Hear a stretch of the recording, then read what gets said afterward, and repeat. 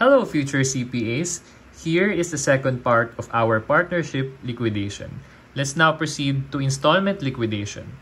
There are two types of installment liquidation or two methods para i-account yung installment liquidation. Number one, we have the Safety Payment Schedule or SPS. And number two, we have the Cash Priority Program or CPP. So, let's focus now on the Safety Payment Schedule. From the word itself, safety payment, kailangan sa pag-account natin ng installment liquidation, since installment liquidation can cover a couple of months, kailangan yung payment natin sa partners during the first month is hindi mako-compromise yung maximum possible loss or MPL na pwede nating i-incur in the future months. Kasi dito sa installment liquidation, from the word itself, installment, monthly tayong nagbibigay ng cash sa partners dahil monthly paunti-unti nabebenta yung assets natin. So paunti-unti rin nating binabayaran yung partners natin dahil paunti-unti tayong kumikita ng pera from non-cash assets na binibenta natin every month. Kumikita ng pera not in the form of revenue but already in the form of liquidation. So, nililiquidate na natin yung assets natin. So, kaya nabuo yung pangalan na Safety Payment Schedule. Hindi pwede na magbibigay tayo, for example, ng payment sa partners during the first month. Tapos, sa second month, wala na tayong pambayad sa mga posibleng liabilities na babayaran pa ng partnership. Like for example, yung mga liquidation expenses, yung mga administrative expenses na tinatawag, may encounter nyo yung mga terminologies na yan dito sa partnership liquidation. So, hence the name, Safety Payment Schedule. Dito natin ina-account magkano lang yung pwede natin ibayad sa partners. For example, during the first month of liquidation. During the second month of liquidation. Kasi hanggat hindi tapos ang liquidation, hindi natin pwedeng i-zero out yung cash natin. Kailangan meron tayong nire-reserve na cash for contingencies. So, MPL consists of your actual loss and contingency. Ang first step natin sa liquidation is sell all the non-cash assets. So, diniscuss na natin yan sa lump sum liquidation. Sa pagbenta mo ng non-cash assets, nagkakaroon tayo ng loss. Yun yung tinatawag natin dito na actual loss. Pero aside from the actual loss, nagsiset aside tayo ng specific amount of cash na equal sa amount of anticipated expenses in the next few months. Sineset aside natin yan at kapag pinagsama natin yung dalawang yan, we have the MPL or maximum possible loss. So, ganito na lang. For example, si partner A, so, yan si partner A. So, yan yung capital niya. So, nung pinag-add natin yung actual loss during the first month of sale or first batch of sale of non-cash assets and yung contingency, aallocatean natin siya ng MPL. So, minus MPL. So, yung MPL, for example, si A, ang share niya sa partnership is 50%. So, 50% na MPL, i-allocate natin kay A. So, pag nabawas yung MPL, yun na yung magiging cash payment natin sa partner A during the first month of the liquidation.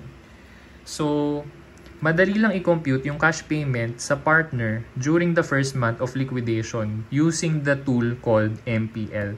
Kasi pwedeng idiretso mo na yung book value ng 100% ng assets dun sa proceeds nung first month. So, lahat yon MPL na yon. Idagdag mo pa yung mga contingencies. Pero pag sinabing actual loss, for example, yung inventory na binenta nung first month is 100,000 pesos. Tapos, 50% nang daw ng inventory ang nabenta.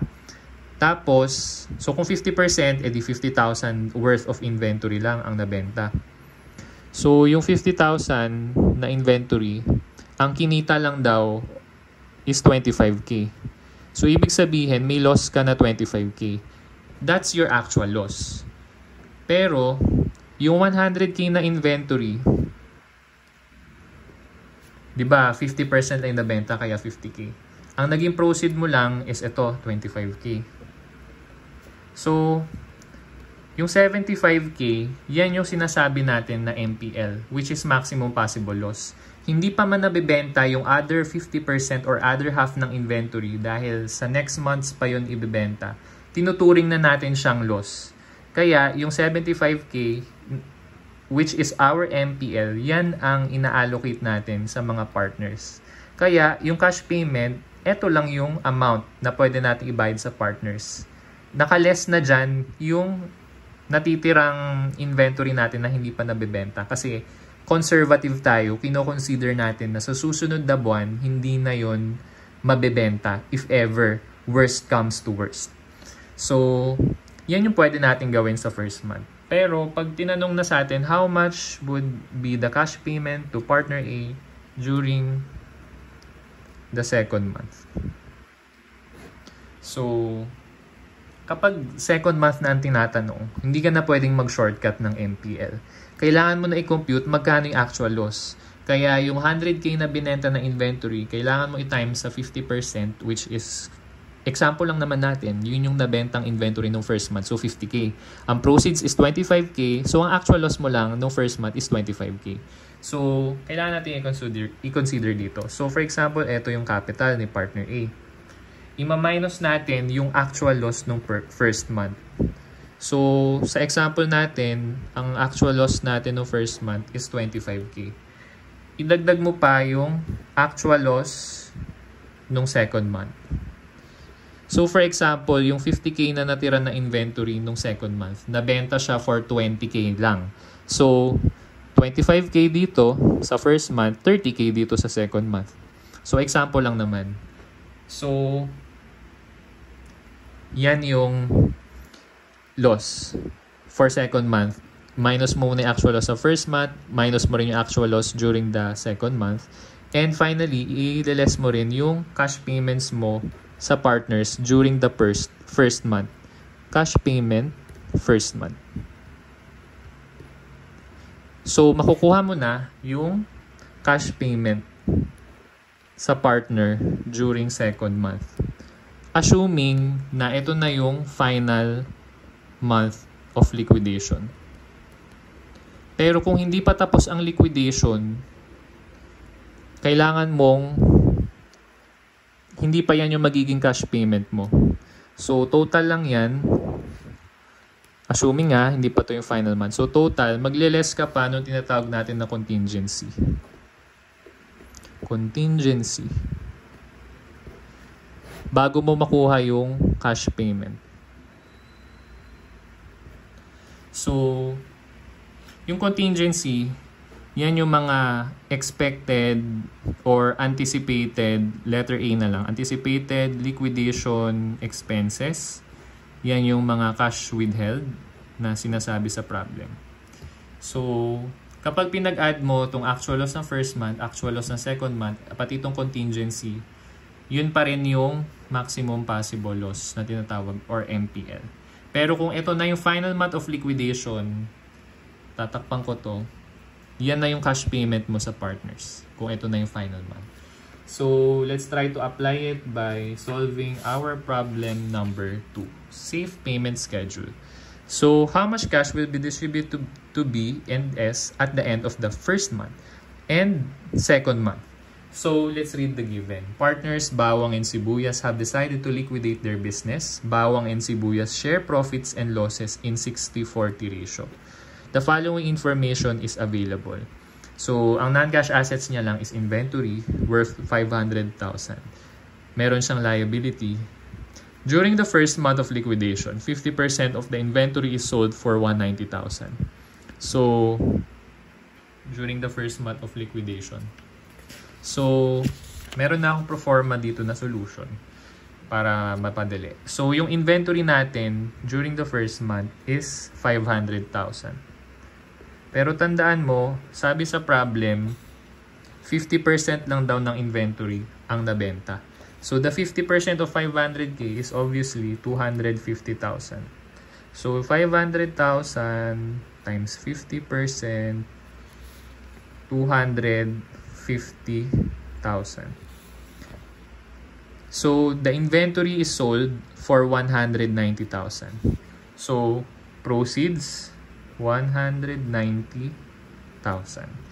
So, 500 minus 190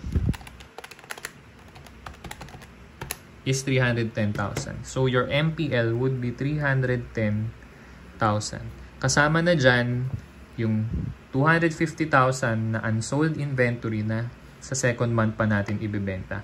Kino-consider lang natin siya as a loss for conservative purposes, kaya sinasama natin siya sa maximum possible loss. Pero ang actual loss mo lang talaga nung first month is ito. Let's copy the amount of proceeds, 190,000. So your actual loss would be 250 minus 190, 60,000. So 60,000 lang yung actual loss mo. So how much cash will be distributed to B&S at the end of the first month? So tingnan natin. So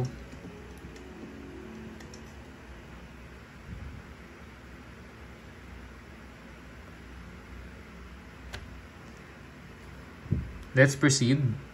So, letter B and letter S. So, for B, 60%. For S, 40%. So, kay Bawang, 190,000 ang kanyang capital balance. Kay S, 290,000. Ngayon, i-distribute natin sa kanila yung MPL. So, pag first month lang yung tinanong, napakadali because of the MPL. So, yung 310,000 na loss, i-distribute natin using their P&L ratio. So, 310 times 60%, 186,000. And 300,000 times 40% is 124,000. So, let's compute. 190 minus 186, obviously 4,000. And 290 minus 124, 166,000. So, ang first cash payment natin kay B and S, for letter B, 4,000, and for letter S, 166,000. So, our answer for number 1 is letter boy, 4,000, 166,000. Ngayon, kunyari, minalas ka dahil tinanong din how much cash will be distributed to B&S at the end of the second month. So, B&S. So, sabi natin kanina, kailangan makompute mo rin yung actual loss nung first month. So, actual loss nung first month, actual loss nung second month. So, although second month na to, kokopyahin pa rin natin yung capital balance which is nakapresent na capital balance kay B na 190, kay Sibuyas 290. So again, 190, 290. Shortcut na lang natin. So ang una nating i-deduct is yung actual loss ng first month. So actual loss natin no first month, na-compute natin kanina, 60,000. So, yung 60,000, i-allocate muna natin using their P&L. 60 times 60%, 36. 60 times 40%, 24. So, that's our actual loss first month. Ang actual loss natin nung second month, let's compute. So, yung inventory na nabenta ng first month is 50%. So, kung 250k ng inventory nabenta ng first month and ang total inventory mo is 5,000, it follows that your remaining inventory is 250,000. Now, going back to the problem, during the subsequent month, the remaining inventory is sold for 100,000 and the remaining liabilities are paid. So, 100,000 lang nabenta yung inventory nung second month. So, obviously, ang loss natin is 150,000 for second month, which is our actual loss or AL2. So, yung AL2 natin, 150, allocate natin among the partners. So, 150 times 60%, 90. And, obviously, ang remainder is 60. And, finally, ang huli nating ilalagay or ima-minus is itong cash payment natin during the first month. So, itong portion na to ng capital ni B, which is 4,000, and yung portion ng capital ni Sibuyas na 166K, na ibayad na yun sa kanila. So, ibawas na natin dito. So, minus 4, dito, minus 166. So, let's compute. 190 minus 36 minus 90 minus 4 for bawang 60,000. And for sibuyas, 290 minus 24 minus 60 minus 166, 40. 60, 40. Coincidentally, yung P&L ratio rin nila.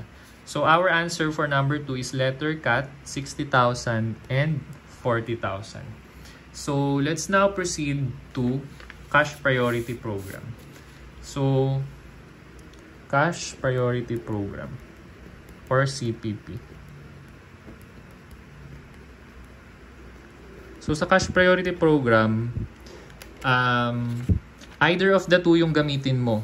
Kung safety payment schedule, which is number 1, and then this time, cash priority program number 2. So, alin man sa dalawa yung gamitin mo, pareho dapat ng magiging sagot. So, mamaya itatry natin yan. Pero basically, dito muna tayo sa cash priority program. So, ang steps dito sa cash priority program, tuturo na lang natin in a procedural manner. So, number 1 is gross up. Partner capital balance. Kapag in-gross up natin yung partner capital balance, ang makukuha natin is tinatawag natin na MLAC or Maximum Loss Absorption Capacity. So, number 2, kapag in-gross up na, yung MLAC, irarank natin from highest to lowest. So, rank and get the difference. Yung difference is yung amount of the difference between, for example, yung MLAC ng highest partner minus yung MLAC ng second highest partner minus yung MLAC ng third highest partner.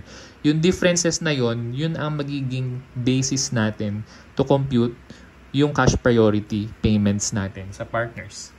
Number 3, multiply to P&L ratio.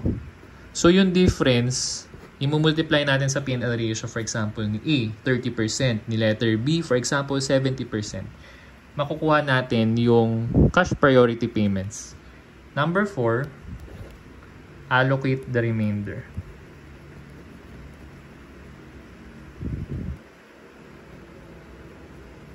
So, let's try to apply these steps on our problem number 3, cash priority program. So, the partnership C, P, and A who share profits in the ratio of 25-55 shows the following balances before liquidation.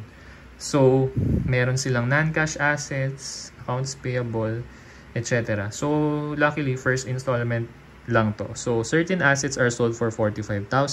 Liquidation expenses of 1,500 are paid. Accounts payable are paid amounting to 2,000. So, ang dami nangyari.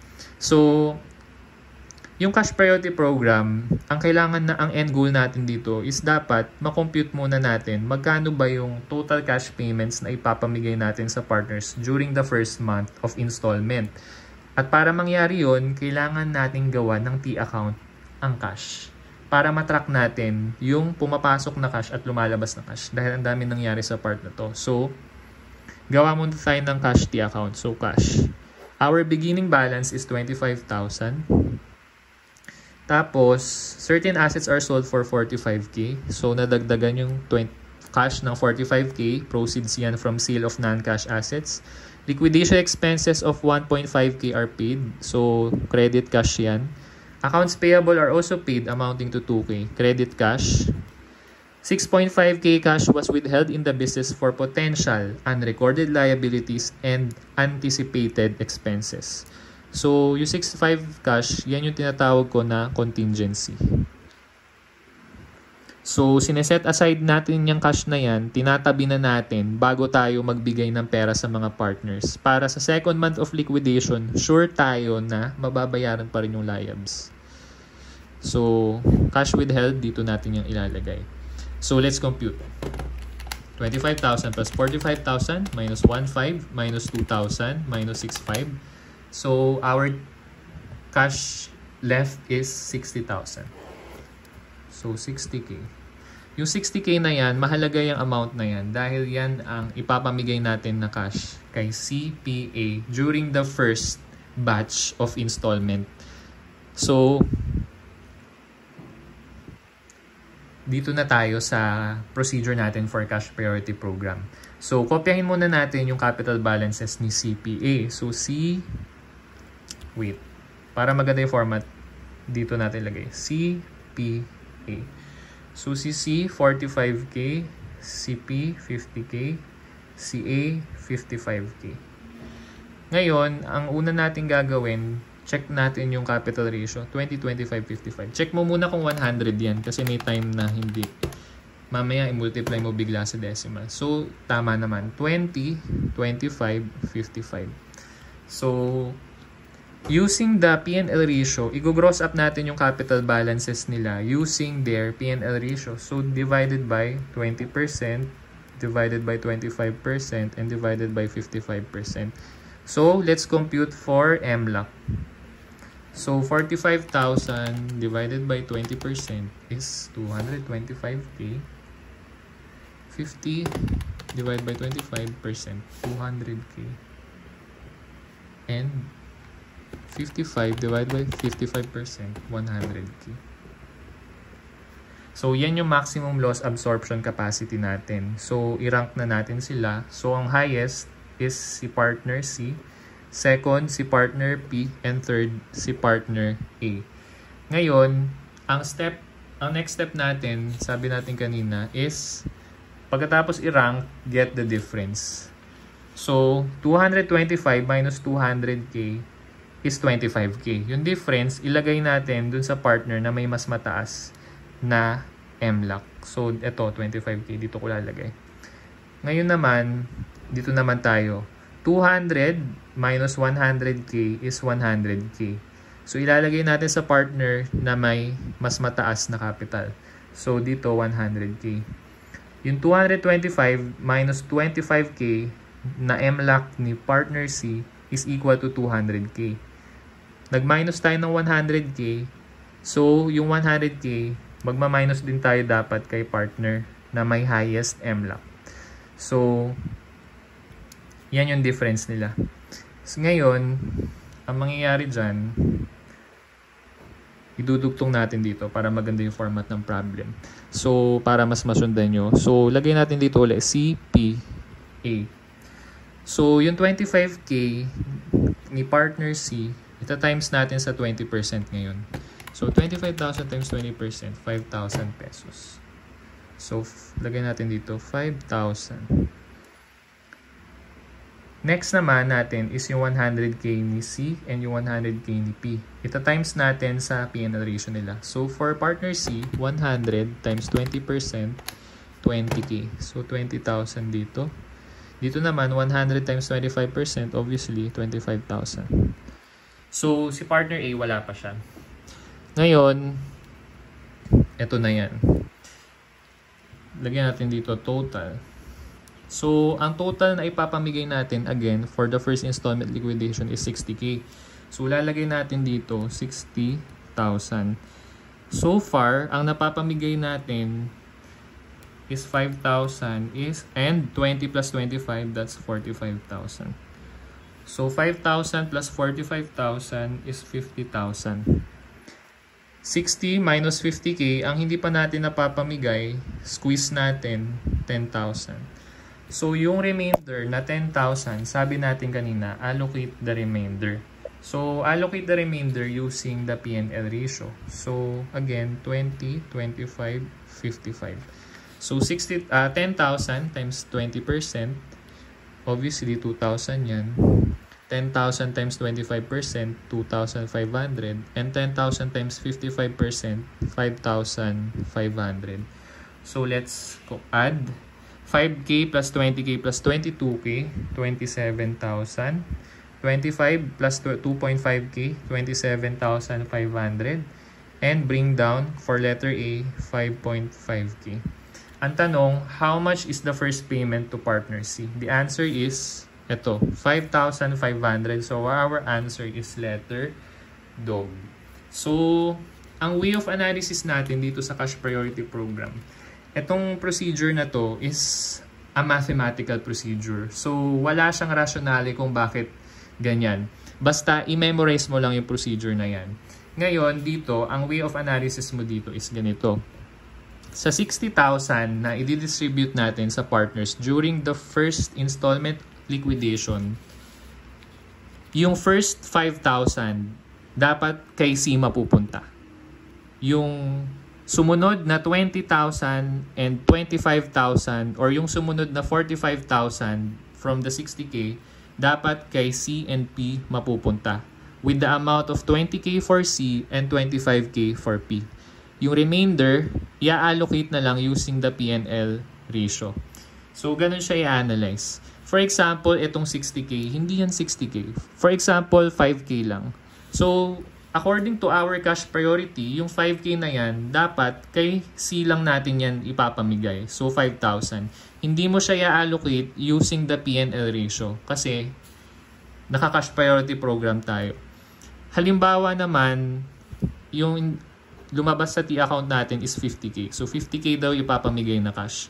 Yung 50K daw, yung first 50K, dapat ipapamigay lang natin kay partner C and partner P. And dapat ganyan yung pattern niya. Yung 5,000 na unang 5,000 kay partner C and then yung remainder kay partner C and partner P. So, based siya dito sa differences times their P&L ratio. So, ganyan siya.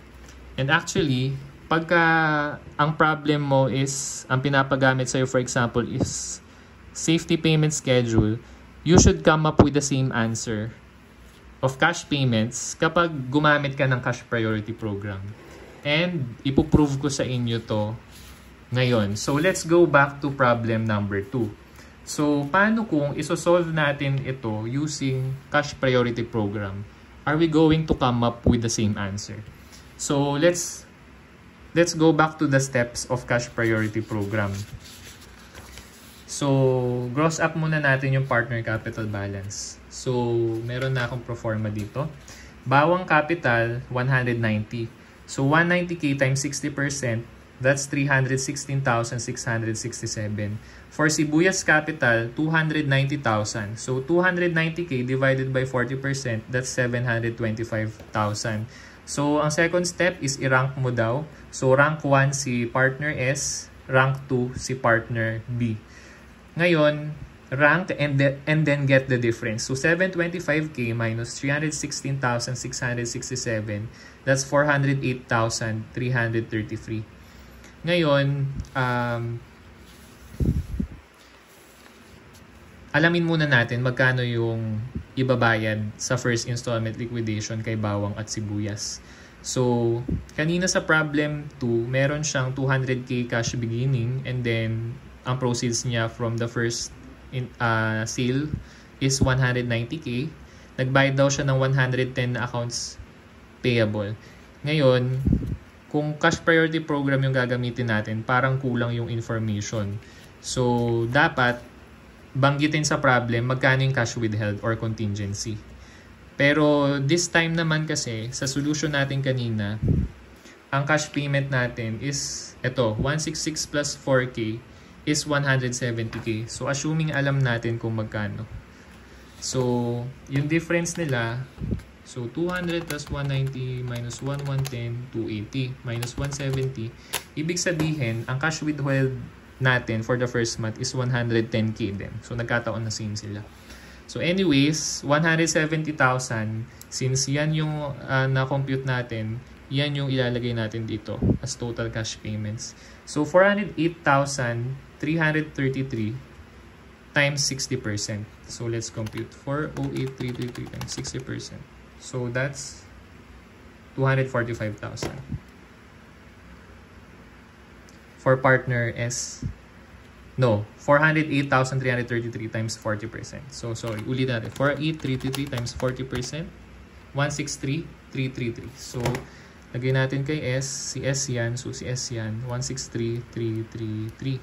So, ang total, 163,333. So far, yan ay napamigay natin. Ang total cash payment is 170. So let's get the difference to get the remainder. Minus 170,000, 6667. 6667. Yung remainder, ang sabi, allocate using the profit loss ratio. So 60-40. So for B, times 60%, 4,000. For letter S, 6667 times 40%, 2667. 2667. So bring down 4,000 for B. For S, 163,333 plus 2667. So 166,000. So ang cash payment natin kay Bawang is 4,000. And ang cash payment natin kay Sibuyas is 166,000. And the plot twist, if you will use a safety payment schedule, you will come up with the same answer. Safety payment schedule, cash priority program, dapat same answer. So, yan yung proof na methods lang siya sa installment liquidation, but you should come up with the same answer. And that concludes our discussion for partnership liquidation. Thank you so much for watching and don't forget to subscribe. Goodbye for now, future CPAs.